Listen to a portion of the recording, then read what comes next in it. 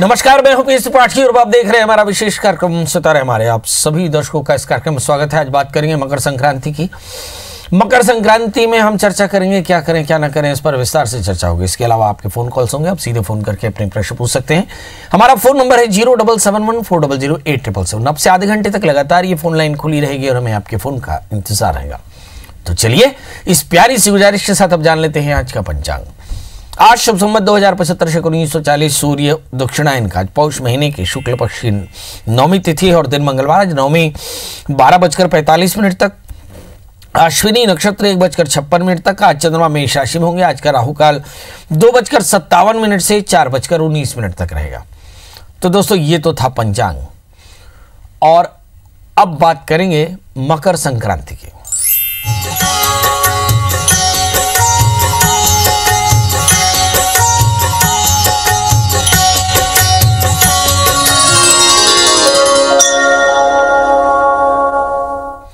आइए बात करते हैं पुण्य पर्व मकर संक्रांति की।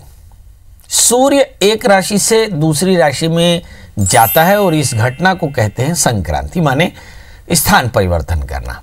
एक संक्रांति से दूसरी संक्रांति के समय को सौर मास कहते हैं। साल में 12 सूर्य संक्रांति होती है, इसी से महीनों का निर्माण होता है। मेष, कर्क, तुला, मकर संक्रांति, ये 4 संक्रांतियां प्रमुख मानी जाती हैं। पुण्य पर्व मकर संक्रांति के बारे में अगर चर्चा करें तो सूर्य धनु से मकर राशि में प्रवेश करता है। सूर्य का धनु राशि से मकर राशि में प्रवेश विशेष महत्वपूर्ण है। वजह यह है कि सूर्य धनु राशि में दक्षिण की ओर नीचे जाता है और फिर उत्तरायण के समय वह ऊपर की ओर चढ़ना शुरू करता है। इसे उत्तरायण कहते हैं। इस घटना को देवताओं का दिन माना जाता है। कहते हैं सूर्य उत्तरायण होता है माने देवताओं का दिन बढ़ता है।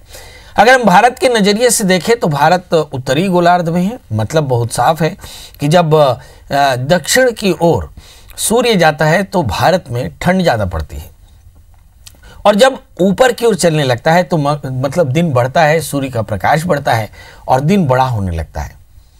ये भारत के लिए बड़ा विशेष महत्वपूर्ण होता है। यहीं से बसंत के उत्सव की शुरुआत होती है। सब प्रकार से खुशियां होती हैं, दिन बढ़ने लगता है, सूर्य का प्रकाश बढ़ता है, सब प्रकार के काम शुरू होते हैं, नित्य नैमित्तिक काम्य कर्मों के निषेध समाप्त हो जाते हैं। यही वो घटना है जहां पर कुंभ का भी उत्सव होता है। कुंभ का भी उत्सव होता है। मतलब ये मकर संक्रांति का पुण्य काल होता है जहां पर लोग नदियों का स्नान करते हैं, दान करते हैं, तिल का दान करते हैं, उपानह का दान करते हैं, अग्नि का दान करते हैं, काष्ठ का दान करते हैं और साथ में कंबल का दान करते हैं। यहाँ सभी प्रकार के पितरों की तृप्ति के लिए, पूर्वजों की आत्मा की शांति के लिए खिचड़ी का दान किया करते हैं। कहते हैं कि भगवान के स्वेद यानी पसीने से उत्पन्न 3 प्रकार के तिल होते हैं और इनके गुड़ के साथ में लड्डू बना करके और तिल गुड़ बांटना बड़ा महत्वपूर्ण होता है। एक किंवदंती है कि सूर्य तिल तिल करके ऊपर चढ़ता है, इसलिए इसे तिल संक्रांति कहते हैं।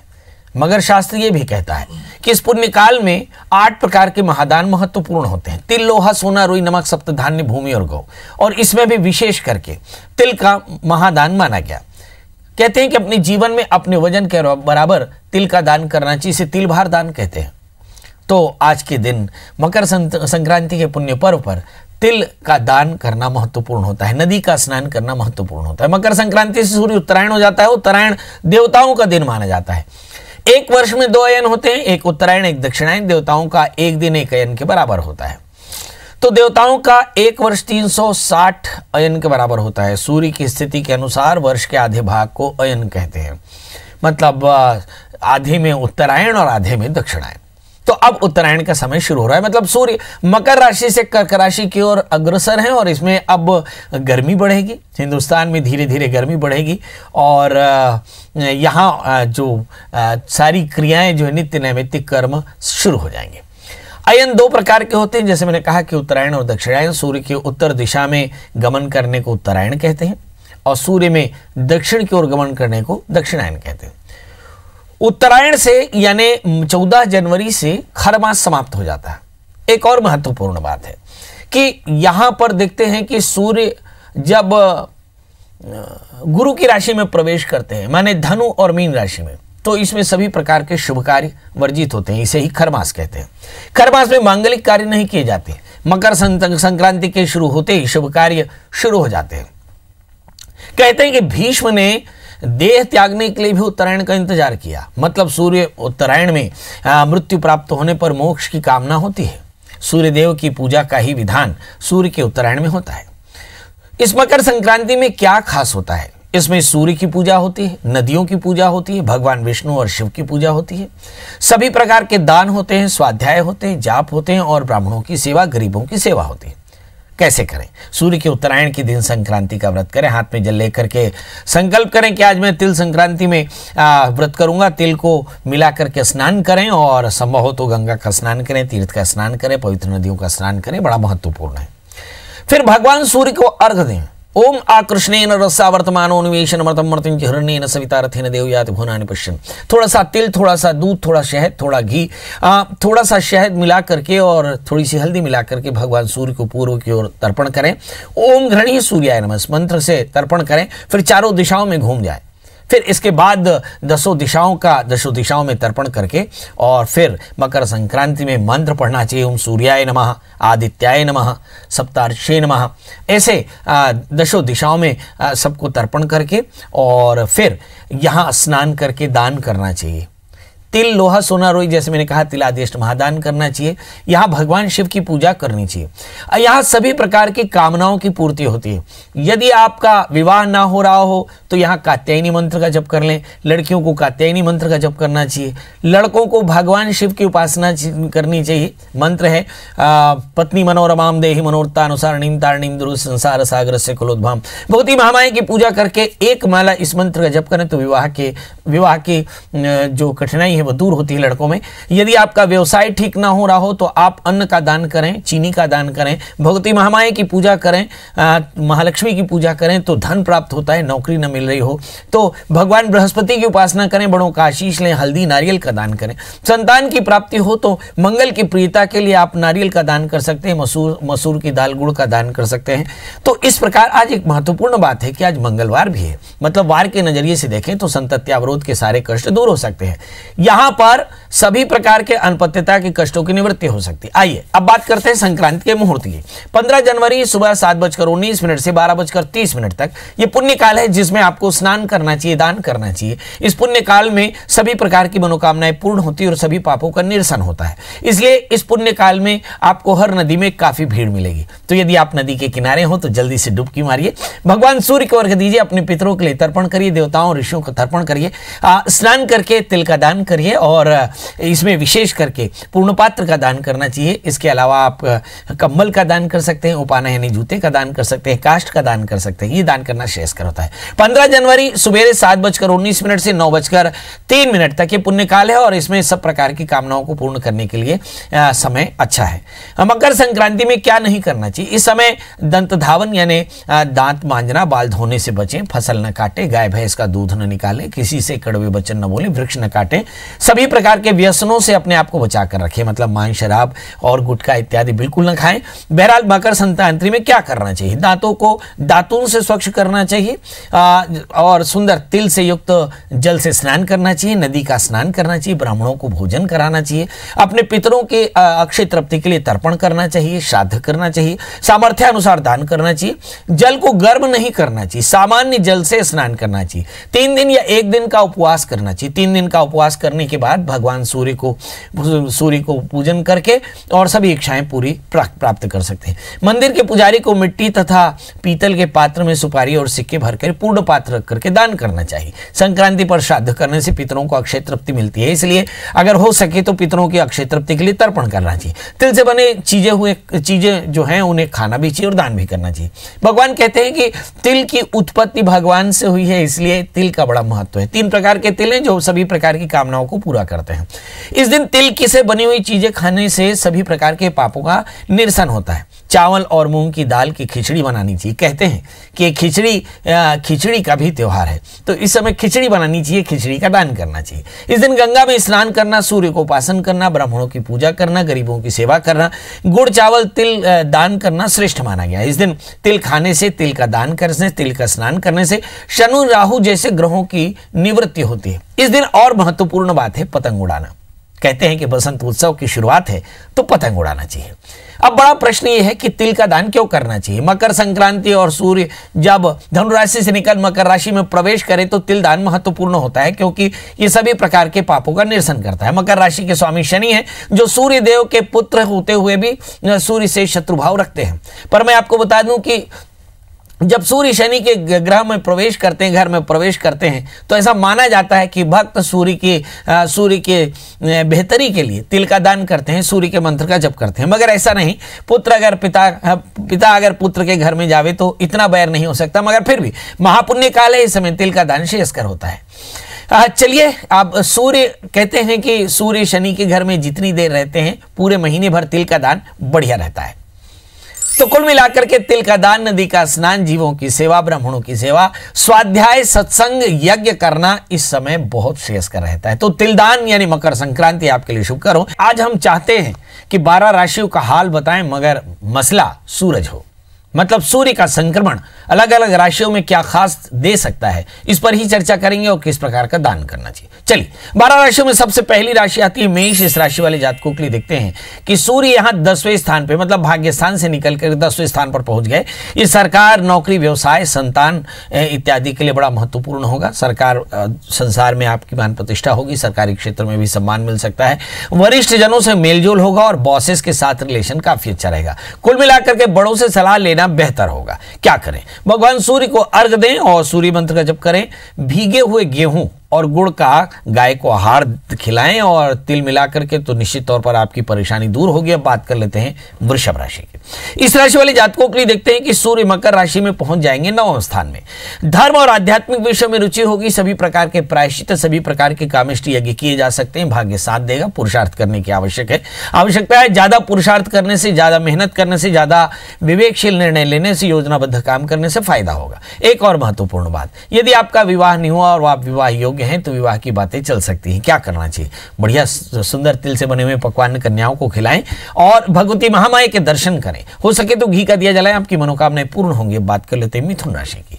इस राशि वाले जातकों के लिए देखते हैं कि अब इस राशि से सूर्य पहुंच गए अष्टम स्थान में। तृतीय षष्टम स्थान में हो तो थोड़ा सा तनाव होता है। जोखिम से बचना चाहिए, किसी प्रकार की दुर्घटनाओं से बचना चाहिए। परिवार के चिंताएं हो सकती हैं, परिवार की चिंता हो सकती है, भाई बहनों से रिलेशन खराब हो सकते हैं। मतलब इस राशि वालों को अपने व्यसन से बचना चाहिए, अपने आत्मबल को बेहतर बनाना चाहिए, अपने रिश्ते बेहतर रखना चाहिए। ये सब करना है क्योंकि तृतीय षष्टम स्थान में है। क्या करना चाहिए? तो भगवान सूर्य को अर्घ दें, आदित्य हृदय स्तोत्र का पाठ करें। भगवान विष्णु की प्रियता के लिए आप भगवान विष्णु की पूजा भी कर सकते हैं। तिलादेष्ट महादान कर सकते हैं। गाय को मीठा पानी पिलाएं, रोटी खिलाएं। तिल और चावल से बने हुए मिष्ठान बच्चों में बांटें तो आज का दिन आपके लिए बेहतर होगा। बात कर लेते हैं दोस्तों मकर राशि की। अब कर्क राशि की। इस राशि वाले जातकों के लिए देखते हैं कि लग्न में केतु, अब 7वें स्थान में सूर्य और अब सूर्य के साथ में पहुंच गए केतु। लग्न में राहु है और 7वें स्थान में केतु। केतु के साथ में सूर्य का योग है। कहते हैं कि केतु जो है वह सूर्यवत हो जाता है। तो अब देखिए कि सूर्य 7वें स्थान में बड़े प्रबल होंगे। अगर धनेश सप्तम स्थान में हो जाए और अपने स्थान से खड़ाष्टक बने तो थोड़ा रिश्तों को लेकर के संभाल कर चलना होगा। वाहन बहुत सावधानी से चलाएं।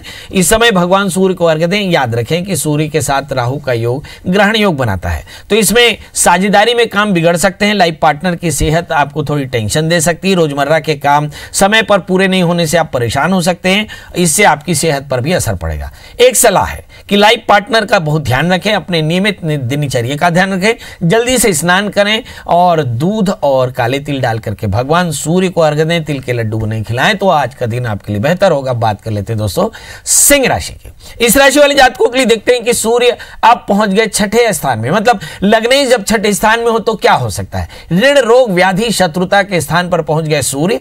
तो यहां पर यह सूर्य की राशि का परिवर्तन थोड़ा सा खराब हो सकता है। इससे धन हानि, टेंशन, बेचैनी, अनिद्रा की परेशानी परेशानी हो सकती है, सूर्य के कारण विवाद हो सकते हैं, शासकीय कामकाज में परेशानियां हो सकती है, कुछ लोगों के ट्रांसफर हो सकते हैं, सेहत को लेकर के सावधानी रखनी चाहिए। इस समय मैंने बताया कि ऋण, रोग, व्याधि, शत्रुता, इन सब की वृद्धि हो सकती है और इनसे बचना चाहिए। क्या करें? आप भगवान सूर्य की उपासना करें, आदित्य हृदय स्तोत्र का पाठ करें, कांसे के पात्र में तिल भर करके और गुड़ भर करके किसी विद्वान आचार्य को दें, किसी संत को दें, तिल के लड्डू खाएं, खिलाएं, तो आज का दिन आपके लिए बेहतर। अब बात कर लेते हैं दोस्तों कन्या यानी वर्गो यानी मेरी राशि की। इस राशि में भी कुछ है जी। अब पहुंच गए सूर्य 5वीं राशि में, मतलब द्वादशे सूर्य जब पंचम स्थान में हो तो क्या हो सकता है? इस समय हो सकता है कि आपके जन्म कुंडली में कन्या, तुला, वृश्चिक, धनु, मकर, मतलब कहीं ना कहीं संतान को लेकर चिंता हो सकती है, स्थान का परिवर्तन, कामकाज में परेशानी, फालतू के खर्चे, नौकरी बिजनेस में सफलता तो जरूर मिलेगी मगर तनाव हो सकता है। सूर्य की राशि बदलने से इस राशि को फायदा है, मतलब जरूरी काम आप 1 महीने में पूरे कर सकते हैं, दूरस्थ लोगों की सहायता मिलेगी, यात्राओं के योग बन रहे हैं, इस समय अधिकारियों की मदद मिल सकती है। क्या करना चाहिए? कन्या राशि वाले जातक जल्दी से स्नान करें, भगवान सूर्य को अर्घ दें और लाल पुष्प यानी लाल का फूल, गुड़हल का फूल, गुड़, गेहूं और रुपया रख करके दान करें, आपके कष्टों की निवृत्ति होगी। याद रखें 12 राशियों में तिल का दान आवश्यक है, प्रत्येक राशि को तिल का दान करना चाहिए क्योंकि तिल संक्रांति, तिल खाना चाहिए, तिल खिलाना चाहिए, मतलब किसी भी राशि में तिल का दान नहीं करना ऐसा नहीं लिखा। बात कर लेते हैं दोस्तों तुला राशि की। इस राशि वाले जातकों के लिए देखते हैं कि अब तुला, वृश्चिक, धनु, मकर चौथे स्थान में सूर्य पहुंच गए, एकादश शेष चौथे स्थान में हो तो क्या होता है? आयुष अगर चौथे स्थान में हो तो जमीन, वाहन, मकान के योग बनते हैं, मतलब बड़े खर्चे के योग दिखाई पड़ रहे हैं। बिजनेस में फायदा होता है, परिवार से संबंधित कोई बड़े निर्णय लिए जा सकते हैं, माता पिता को तीर्थ यात्राएं कराई जा सकती, पारिवारिक सुखों में कमी होगी, पेट की तकलीफ होगी, इनकम तो होगी पर खर्च भी उसी मात्रा में ज्यादा होगा क्योंकि बड़े खर्चे हो सकते हैं। इस समय सूर्य के कारण नौकरी पेशा लोगों को थोड़ी तनाव आएगा, वर्किंग प्लेस में थोड़ी सी तनाव हो सकता है। बहरहाल अधिकारियों से आप बॉसेस के साथ थोड़ी संतुष्टि बन सकती है, विवाद क्लेश भी हो सकता है। इस राशि वाले जातकों को अपनी मां की सेहत की चिंता करनी चाहिए। क्या करें? तो भाई जब सूर्य चौथे स्थान में हो, एकादशी होकर के हो तो क्या करना चाहिए? तो सबसे पहले तो भगवान सूर्य को अर्घ दें और भगवान सूर्य को अर्घ दे करके आदित्य हृदय स्तोत्र का पाठ करें और यहां पर अपने परिवार के बेहतर स्वास्थ्य के लिए, माता पिता के बेहतर स्वास्थ्य के लिए तिल का दान करें, थोड़े से गुड़ गेहूं का दान करें और भगवान शिव को प्रणाम करें, गुरु मंत्र का जप करें, एक नारियल और थोड़े से 9 गांठ हल्दी का दान करेंगे तो कल्याण होगा। बात कर लेते हैं दोस्तों वृश्चिक राशि की। अब सूर्य पहुंच गए यहां से तीसरे स्थान में। ये देखने की बात यह है कि दशमेश अगर तीसरे स्थान में हो तो सत्ता के लिए आपकी विश्वसनीयता बढ़ती है, मतलब आत्मबल आपका बढ़ेगा, प्रमोशन हो सकता है, नौकरी बेहतर हो सकती है, परिवार के लिए कुछ अच्छा कर सकते हैं, बिजनेस में फायदा हो सकता है, बच्चे पढ़ाई बहुत अच्छा कर सकते हैं, धन का लाभ होगा, मेहनत से फायदा होगा, सोचे हुए काम पूरे होंगे। मतलब कुल मिलाकर के वृश्चिक राशि के लिए सूर्य का संक्रमण फायदेमंद है। इसमें कर्जे और सब प्रकार की व्याधि शत्रुता से मुक्ति मिल सकती है। बहरहाल आपको क्या करना चाहिए? सुंदर तांबे का लोटा लें, उसमें दूध, शहद, घी, थोड़ी सी हल्दी, काला तिल और लाल फूल डाल करके भगवान सूर्य को अर्घ दें, मंत्र पढ़ें, ओम घृणी सूर्याय नमः। इस स्नान करने के बाद तिल का दान करें, माता के मंदिर में जाएं, वहां बैठ करके माता की पूजा करें, लाल फूल, मसूर की दाल, गुड़ का दान करें, घी, दूध, दही का दान करें, यथाशक्ति गरीबों की सेवा करें तो आज का दिन आपके लिए बेहतर। अब बात कर लेते हैं दोस्तों धनु यानी सिस्टीरियंस की। अब सूर्य पहुंच गए भाग्येश होकर के धन स्थान में। अब देखिए अगर भाग्येश धन स्थान में हो तो आध्यात्मिक चेष्टाएं सिद्ध होती, किसी प्रकार की पूजा पाठ में अगर आप कुछ पाना चाहते हैं, कामना करना चाहते हैं तो कामेष्टि यज्ञ बेहतर हो सकती है। सूर्य की राशि में उलझन हो सकता है, विवादों में आप उलझ सकते हैं, विवादों से बच के चलना पड़ेगा। सेहत के लिए थोड़ी सी परेशानी हो सकती है, गलत कामों में अपने आप को बिल्कुल भी ना रखें, इसमें उलझ सकते हैं आप। सिर और आंखों में दर्द, खासकर आंखों में तकलीफ हो सकती है, काम में मन नहीं लगेगा, गलत फैसले हो सकते हैं। मगर अच्छी चीज क्या है, भाग्येश सूर्य इस समय धन स्थान में बैठे हैं तो संपत्ति का विवाद समाप्त हो सकता है, संपत्ति मिल सकती है, इंसेस्ट्रियल प्रॉपर्टी के पंगे दूर हो सकते हैं। मतलब कुल मिलाकर के धन के नजरिए से, पारिवारिक धन के नजरिए से, संपत्ति के नजरिए से समय अच्छा है, मगर सेहत के लिए सावधान। अब करना क्या है? भगवान जल्दी से स्नान करके भगवान सूर्य को अर्घ दें, आदित्य हृदय स्तोत्र का पाठ करें, इसके अलावा तिल और गुड़ का दान करें और सिंही पर बैठकर हनुमान जी का दर्शन करें, हनुमान चालीसा का पाठ करें, गुड़ चने का दान करें, घी का दिया जलाएं तो परेशानियां होंगी दूर। अब बात कर लेते हैं दोस्तों मकर राशि की। 12 राशि में ये वो महत्वपूर्ण राशि है जहां से सूर्य प्रवेश करते, जहां पे सूर्य प्रवेश करे धनु राशि से मकर राशि में। इस राशि वाले जातकों के लिए देखते हैं कि अब अष्टमेश सूर्य लग्न में हैं, मतलब सेहत का ध्यान रखना होगा, विवादों का ध्यान रखना होगा, अपने फैसलों का ध्यान रखना होगा, मैरिटल लाइफ का ध्यान रखना होगा, रोजमर्रा के कामकाजों का ध्यान रखना होगा, गलत फैसलों से बचना होगा, विवाद से बचना होगा और रिलेशंस को संभालना होगा। कुल मिलाकर के यहां सूर्य जो मकर राशि में प्रवेश करते हैं, एक तरफा तो समझ में आता है कि सूर्य जब द्वादशीश होकर के, अष्टमेश होकर के 12वें स्थान में होते हैं तो 12वें स्थान के सूर्य कुछ परेशानी देते हैं, पर ऐसा नहीं। मकर राशि वाले जातकों के लिए धनु के सूर्य बढ़िया होते हैं, मगर मकर राशि में प्रवेश करते ही थोड़ी उलझने आ सकती है। क्या करना आपको चाहिए कि भगवान सूर्य को अर्घ दें, आदित्य हृदय स्तोत्र का पाठ, तिल का दान और साथ में यहां बैठ करके आप दत्तात्रेय कवच का पाठ कर लें, धतूरे की माला शिव में चढ़ाएं, भगवान शिव का अभिषेक करें तो आज का दिन होगा बेहतर। बात कर लेते हैं कुंभ यानी एक्वेरियंस की। इस राशि वाले जातकों के लिए देखते हैं कि सूर्य के राशि परिवर्तन से थोड़ी सावधानी की जरूरत पड़ेगी, विवाद में उलझ सकते हैं, तनाव बढ़ सकता है, अचानक धन हानि की संभावनाएं बन सकती है, बिजनेस में रुकावटें आ सकती हैं, नए काम जो हैं उन्हें जल्दी से पूरा कर लें, फालतू खर्च बढ़ सकता है। क्या करना चाहिए, आप भगवान शिव का पूजन करें, आदित्य हृदय स्तोत्र का पाठ करें, भगवान सूर्य को अर्घ दें, काले तिल का दान करें, साथ में हल्दी नारियल का दान करके बड़ों को प्रणाम करके दिन की शुरुआत करें तो यह आपके लिए तिल संक्रांति की बेहतर। बात कर लेते हैं मीन यानी पाइशंस की। इस राशि वाले जातकों के लिए देखते हैं कि सूर्य के आने से आपको धन लाभ होगा, बड़ा लाभ हो सकता है, जरूरी काम निपट सकते हैं, बहरहाल बिजनेस में बड़ा फायदा हो सकता है, दुश्मनों पर जीत मिलेगी, घर परिवार समाज में आपकी इज्जत होगी, सेहत में सुधार होगा। क्या करना चाहिए, आपको चाहिए कि आप भगवान सूर्य को अर्घ दें, आदित्य हृदय स्तोत्र का पाठ, तिल का दान करें और साथ में चावल या चने की दाल का दान करें, गणपति की उपासना करें, गणपति अथर्वशीर्ष का पाठ करें, दूबी चढ़ाएं और हरी मूंग का दान करें तो आज के लिए आपका दिन बेहतर होगा। तो दोस्तों मकर संक्रांति आपके लिए शुभकारी हो। पुण्य काल में आप भगवान का दर्शन करें, स्नान करें, तिल दान करें, तिल लड्डू के भोग लगाएं। अब अगले साल फिर मकर संक्रांति में फिर इसकी बात करेंगे, मगर अभी जाते जाते वही गुजारिश की आप यदि इसके बाद भी हमारे इस कार्यक्रम को देखना चाहते हो तो यूट्यूब में जाए, सब्सक्राइब करें सितारे मारे। कल हम फिर मिलेंगे ढेर सारी बातों के साथ, तब तक मुझे दी इजाजत, नमस्कार।